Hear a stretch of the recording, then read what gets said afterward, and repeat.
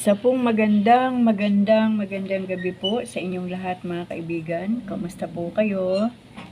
Pagpasensyahan nyo na po ang inyong nanay Riley dahil medyo ginagabi po tayo ngayon. Dahil kapag araw po, grabe po ang mga ingay sa kapaligiran. At sa gabi lang po tayo bumabawi ng tahimik na panahon. At ngayong gabi po, tayo po ay nagpapasalamat sa Panginoon dahil tayo po ay makakapagpatuloy na naman sa ating Bible reading kahit gabi na. Ang mahalaga po ay mayroon tayong ginagawa para sa Panginoon. At salamat sa Diyos sa kanyang gabay, sa kanyang patnubay, sa buhay ko at sa buhay niyo ring lahat na tayo po ay nagbabasa at nakikinig ng salita ng Panginoon. Yun po ang mahalaga. Kaya mga kaibigan ko, buksan na po natin ang ating mga Biblia. Sa aklat na po tayo ng Exodo. At simulan ko na po mga kaibigan na panimula. Ang ibig sabihin ng Exodo ay pag-alis at tumutukoy ito sa pinakamahalagang pangyayari sa kasaysayan ng Israel. Ang pag-alis sa Ehipto na sumakop sa kanila. May 4 na bahagi ang aklat. Una, ang pagpapalaya sa mga Hebreo mula sa pagkaalipin. Pangalawa, ang kanilang paglalakbay patungo sa bundok ng Sinai. Pangatlo, ang pakikipagtipan ng Diyos sa kanyang bayan.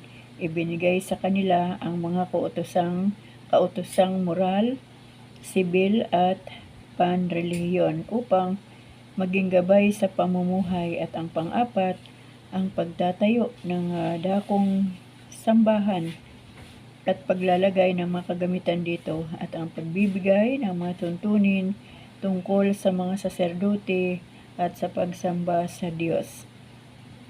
Higit sa lahat, inilarawan ng aklat na ito kung ano ang ginawa ng Diyos nang palayain niya ang Israel at gawin silang isang bansa. Ang pangunahing tauhan sa aklat na ito ay si Moises, ang lalaking hinirang ng Diyos upang pangunahan ang kanyang bayan sa paglaya mula sa Ehipto.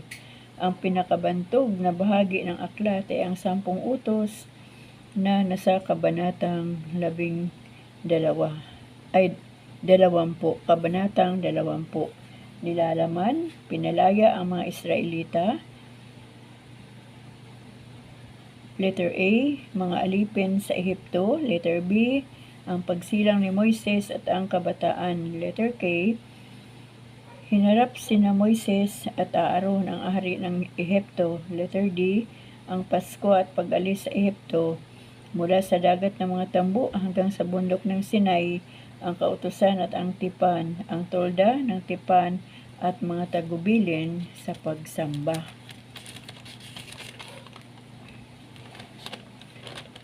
Chapter 1, Exodo Chapter 1. Ang pang-aapi sa mga Israelita.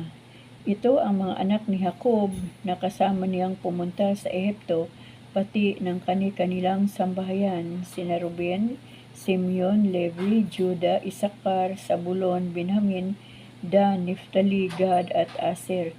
Sila'y 70 lahat. Si Jose ay malaunang nasa Ehipto at namatay si Jose, ang kanyang mga kapatid at ang kanilang salinlahi. Ngunit mabilis ang pagdami ng mga Israelita, kaya't sila'y naging makapangyarihan at nalaganapan nila ang buong lupain. Lumipas ang panahon at ang Ehipto ay nagkaroon ng ibang hari na walang anumang alam tungkol kay Jose.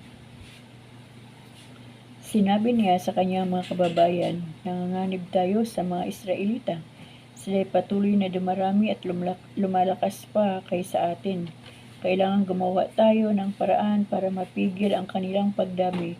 Baka tayo salakayin ng ating mga kaaway at umanib pa sila sa mga ito. Pagkatapos ay umalis sa ating lupain, kaya't naglagay sila ng mababagsik na tagapangasiwa upang pahirapan ang mga Israelita.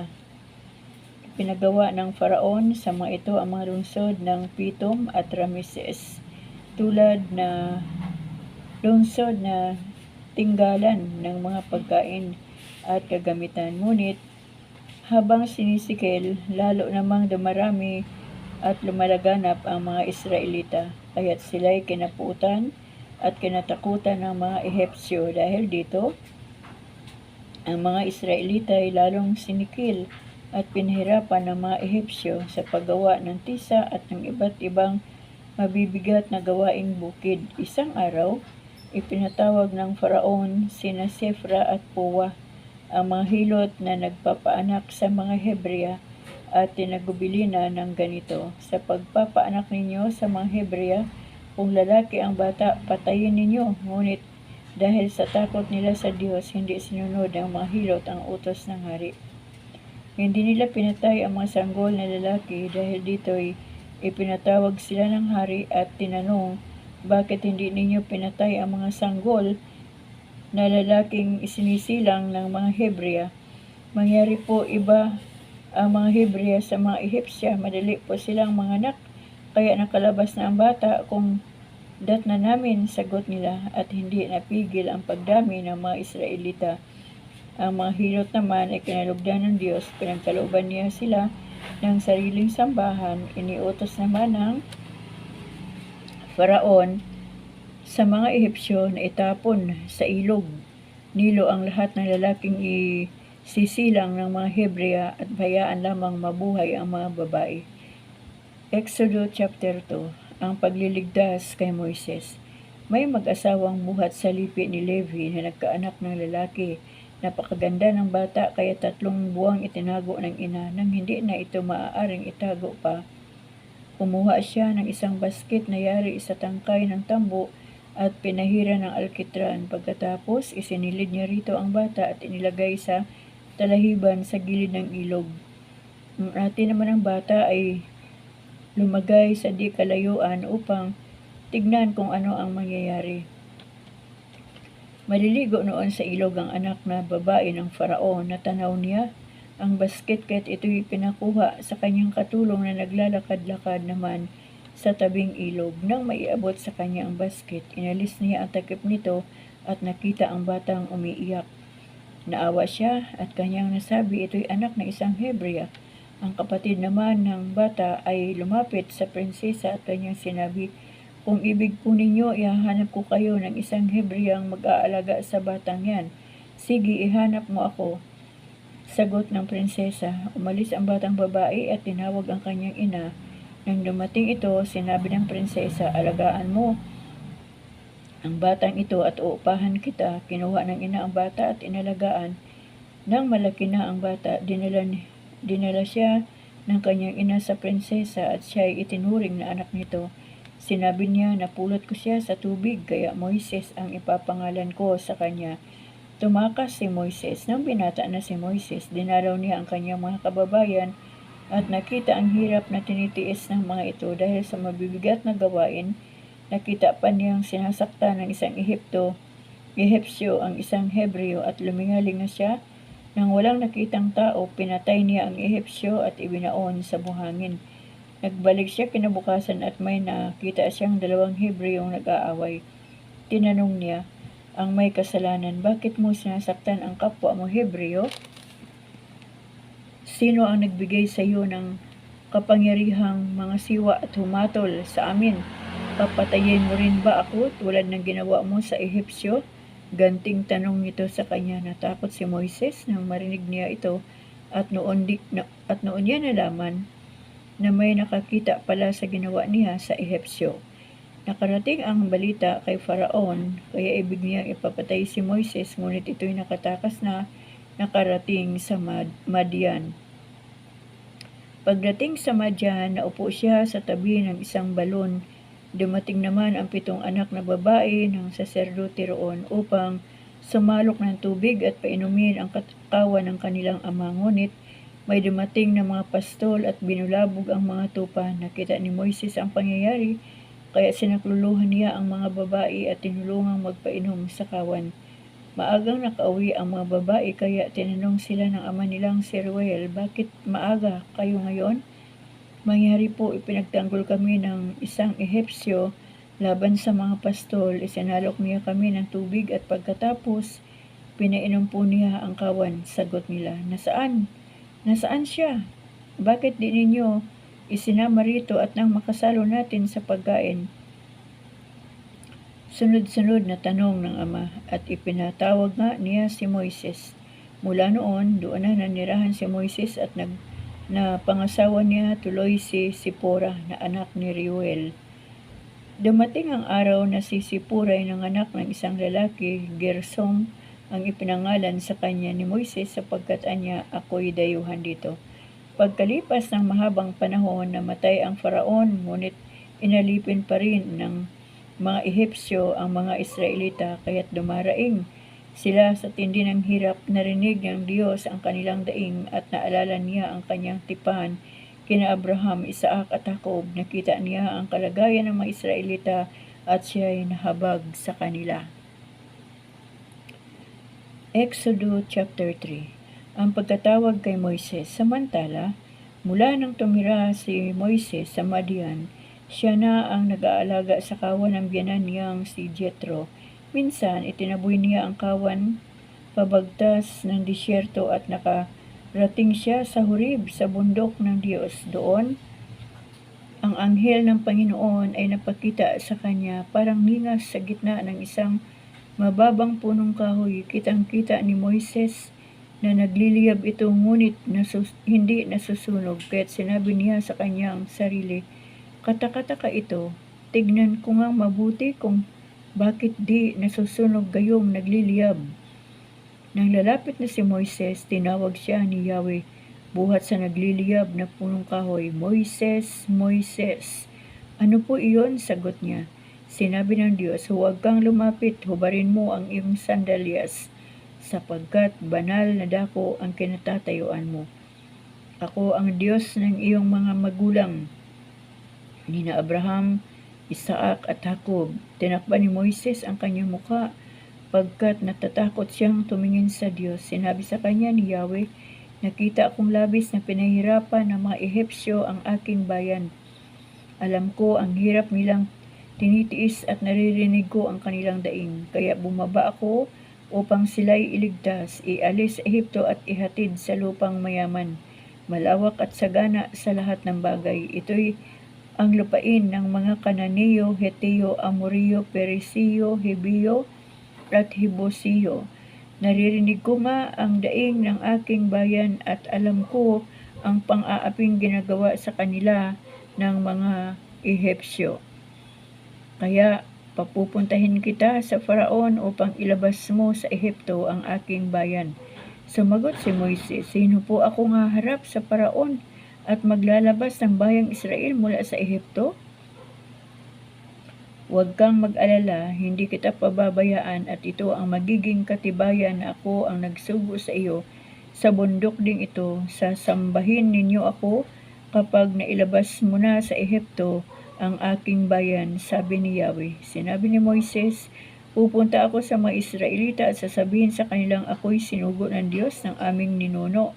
Ngunit ano po ang sasabihin ko kung itatanong nila kung sino ang nagsugo sa akin?" Sinabi ng Diyos, "Ako'y si ako.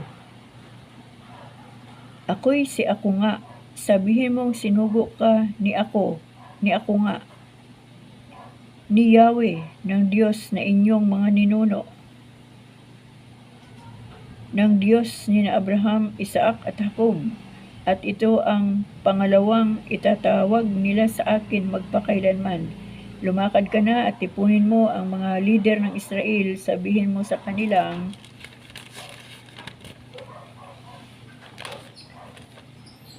nagpakita ako sa iyo, akong si Yahweh ang Diyos ng inyong mga ninuno, nina Abraham, Isaac at Jacob. Sabihin mong ako'y bumaba at nakita ako ang ginagawa sa kanila ng mga Ehipsyo.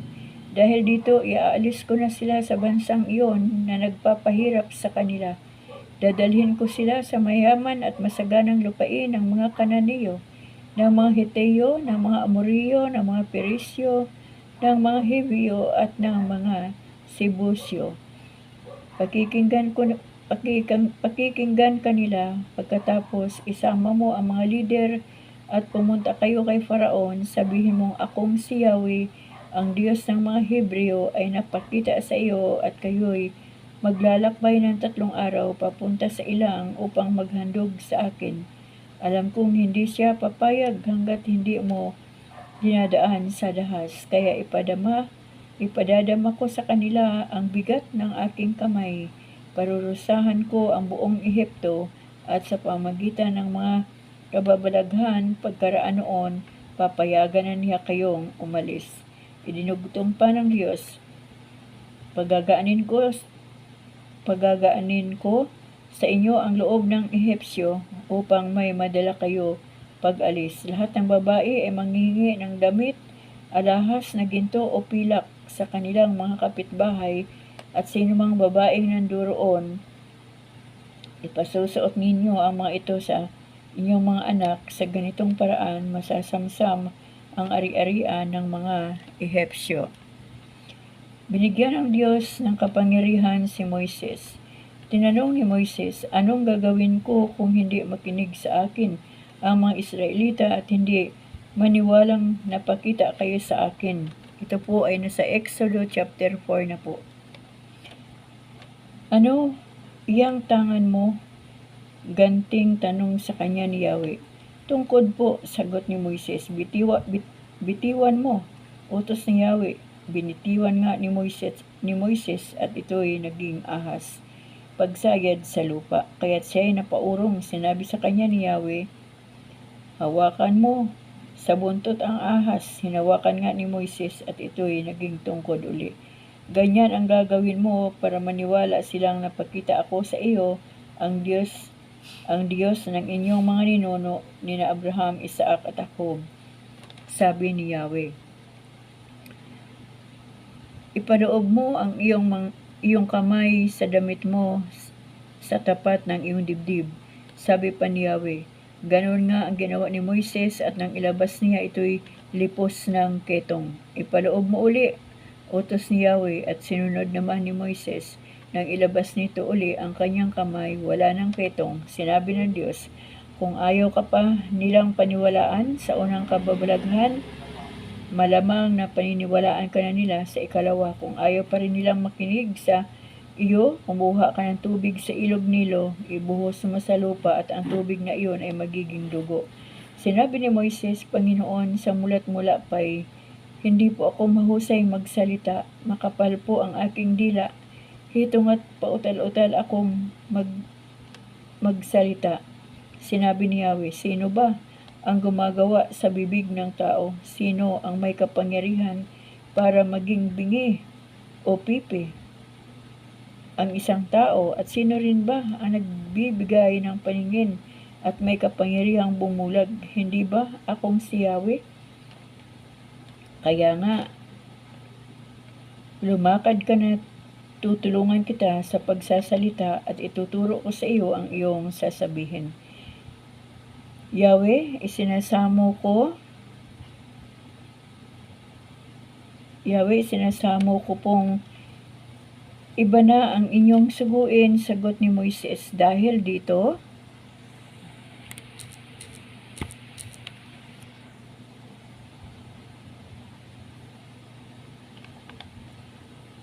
sandali lang po ha. Dahil dito nagalit si Yahweh kay Moises at sinabi niya, hindi ba kapatid mo ang libitang si Aaron? Alam kong mahusay siyang magsalita, darating na siya at makikipagkita sa iyo, matutuwa siya sa pagkikita ninyo. Kausapin mo siya at sabihin mo ang dapat niyang sabihin. Tutulungan ko kayo sa pagsasalita at ituturo ko sa inyo ang inyong dapat gawin. Siya ang magiging tagapagsalita mo sa mga tao at ikaw ang magiging parang Diyos na magsasabi sa kanya kung ano ang sasabihin niya. Dalhin mo ang iyong tungkod pagkat iyan ang gagamitin mo sa paggawa ng kababalaghan. Ang pagbabalik sa Ehipto. Umuwi si Moises upang magpaalam sa biyenan niyang si Jethro. Sinabi niya, babalik po ako sa Ehipto, dadalawin ko po ang aking mga kamag-anak doon para malaman ko naman kung buhay pa sila. Pumayag naman si Jethro. Matapos magpaalam, sinabi sa kanya ni Yahweh, Moises, magbalik ka na sa Ehipto sapagkat wala ng lahat ang mga taong ibig pumatay sa iyo. Kaya isinakay niya sa asno ang kanyang asawa at mga anak at naglakbay sila patungong Ehipto. Dala niya ang kanyang tungkod. Sinabi sa kanya ni Yahweh, pagdating mo sa Ehipto, gagawa ka ng kababalaghan sa harapan ng Faraon, ngunit pagmamatigasin ko siya upang hindi niya payagang umalis ang mga tao. Kung magkagayon, ganito ang sabihin mo sa kanya, ipinasasabi ni Yahweh, ang Israel ay aking anak na panganay. Payagan mo siyang umalis para sumamba sa akin. Kapag hindi mo pinayagan, papatayin ko ang iyong panganay. Isang gabi, samantalang namamahinga sina Moises, nilapitan siya ni Yahweh at tangkang papatayin. Kaya't si Sipuray kumuha ng isang matalim na bato at tinuli ang kanyang anak. Pagkatapos, ipinahid niya kay Moises ang pinagtulian, saka sinabi, ngayon kasal ka na sa akin sa pamagitan ng dugo. Dahil dito, niloob ni Yahweh na mabuhay pa si Moises, kaya sinabi ni Sipora, nakasal kami sa pamagitan ng dugo ng pagtutuli. Samantala, sinabi ni Yahweh kay Aaron, salubungin mo sa ilang si Moises. Sinalubong nga niya si Moises sa bundok ng Diyos at hinagkan nang sila'y magkita. Sinabi ni Moises kay Aaron ang lahat ng sinabi sa kanya ni Yahweh, pati ang mga kababalaghang ipinagagawa sa kanya, at magkasama silang lumakad upang lipulin ang mga lider ng Israel. Lahat ng sinabi ni Yahweh kay Moises ay sinabi ni Aaron sa kanila. Pagkatapos gumawa si Moises ng kababalaghan sa harapan nila at naniwala sa kanila ang buong bayan nang marinig nilang sila'y dinalaw ni Yahweh. At hindi lingid dito ang pang-aaping ginawa sa kanila ng mga Ehipsyo, yumukod sila at sumamba kay Yahweh. Exodus chapter 5. Si Moises at si Aaron sa harapan ng Faraon. Pagkalipas ng ilang araw, nagpunta sa Faraon sina Moises at Aaron. Sinabi niya, ipinasasabi ni Yahweh ng Diyos ng Israel na payagan ninyong pumunta sa ilang ang kanyang bayan upang magpista bilang parangal sa kanya. Sinong Yahweh? Sino siyang mag-uutos sa akin na payagan kong umalis ang mga Israelita? Wala akong kilalang Yahweh. Hindi ako papayag umalis ang mga Israelita, sagot ng Faraon. Sinabi nila, napakita po sa amin ang aming Diyos, kaya isinasamo naming payagan na ninyo kaming maglakbay upang 3 araw papunta sa ilang upang maghandog kay Yahweh na aming Diyos. Kung hindi, lilipulin niya kami sa sakit o sa digmaan. At bakit ninyo aaksayin doon ang inyong panahon? Sige, bumalik kayo sa inyong trabaho. Mas marami na nga ang mga Hebreo kaysa mga Ehipsyo. Ay ibig pa ninyong tumigil sa pagtatrabaho? Sabi sa kanila ni Faraon. Nang araw ring yaon, ipinatawag ng Faraon ang mga tagapangasiwang Ehipsyo at ang mga kapatas na Israelita. Sinabi niya, huwag na ninyo silang bibigyan ng dayaming gamit sa paggawa ng tisa. Hayaan ninyong sila ang manguha ng gagamitin nila at ang dami ng gagawin nila ay tulad din ng dati. Huwag babawasan kahit isa. Natatamad lang ang mga yan, kaya nagpapaalam na maghandog sa kanilang Diyos. Damihan ninyong lalo ang kanilang gawain at lalo silang higpitan sa pagtatrabaho para hindi na makapakinig ng kung ano-anong kalukuhan. Pagkasalita niyang Faraon, lumakad ang mga tagapangasiwang Ehipsyo at ang mga kapatas ay nabi nila sa mga tao. Ipinasasabi ng Faraon na hindi na kayo bibigyan ng dayami, kayo na ang bahalang manguha ng kailangan ninyo kung saan mayroon. At ang tisang gagawin ninyo araw-araw ay sindami rin ng dati. Nagalugad ng mga tao ang buong Ehipto sa paghahanap ng dayami. Sila'y inaapura ng mga tagapangasiwa at pilit na pinapagawa ng tisang sindami rin noong sila'y binibigyan pa ng dayami. Kapag kulang ang kanilang nagawa, ang mga kapatas na Israelita ay binubugbog ng mga tagapangasiwa at tinatanong, bakit kakaunti ang nangyari ninyo ngayon? Dahil dito, dumating sa Faraon ang mga kapatas, bakit po naman ninyo kami ginaganito? Pinapagawa pa po kami ng tisa, ngunit hindi na binibigyan ng dayami at ngayon po binubugbog pa kami. Gayong ang mga tauhan ninyo ang may pagkukulang. Sinabi ng Faraon, mga batugan tinatamad lang kayo, kaya ninyo hinihiling sa akin na payagan kayong maghandog sa inyong Panginoon. Hala, magbalik na kayo sa inyong gawain. Hindi kayo bibigyan ng dayami at ang gagawin ninyong tisa ay sindami ng dati ninyong ginagawa. Nakita ng mga kapatas ang hirap ng kanilang katayuan nang sabihin sa kanila, sindami rin ng dati ang kanilang gagawin. At pag-uwi nila mula sa pakikipag-usap sa Faraon, nakita nila sa daan sina Moises at Aaron at naghihintay sa kanila. Sinabi nila sa dalawa, parurusahan sana kayo ni Yahweh dahil sa ginawa ninyong ito. Nagalit sa amin ang Faraon at ang mga tauhan niya, kaya kami halos patayin nila sa hirap. Nanalangin si Moises, kaya nanalangin si Moises, Yahweh, bakit po ninyo hinahayaang magkaganito ang inyong bayan? Bakit pa ninyo ako sinugo kung ganito rin lamang ang mangyayari? Mula nang nakipag-usap ako sa Faraon, ay pinapina nito ang inyong bayan, ngunit wala kayong ginagawa upang tulungan sila. Sinabi ni Yahweh kay Moises, makikita mo ngayon kung ano ang gagawin ko sa Faraon. Hindi lamang siya mapipilitang pumayag na kayo'y umalis, itataboy pa niya kayo. Purihin po ang Panginoon, mga kaibigan, sa gabing ito. Salamat po sa Diyos dahil nakapagbasa naman po tayo ng salita ng Panginoon at pagpasensyahan niyo po itong ating background dahil andito po ako sa loob ng bahay namin. So, dito po natin muna tatapusin ang ating chapter. Hanggang chapter 5 lang po tayo. Mula po Exodo chapter 1 hanggang chapter 5. At bukas naman po, loobin ng Panginoon, idudugtong naman po natin ang chapter 6 hanggang kung saan po tayo makakarating. So, purihin po ang Panginoon sa buhay po nating lahat. At salamat po sa inyong pakikinig, sa patuloy na inyong pakikinig. Salamat po sa inyong suporta.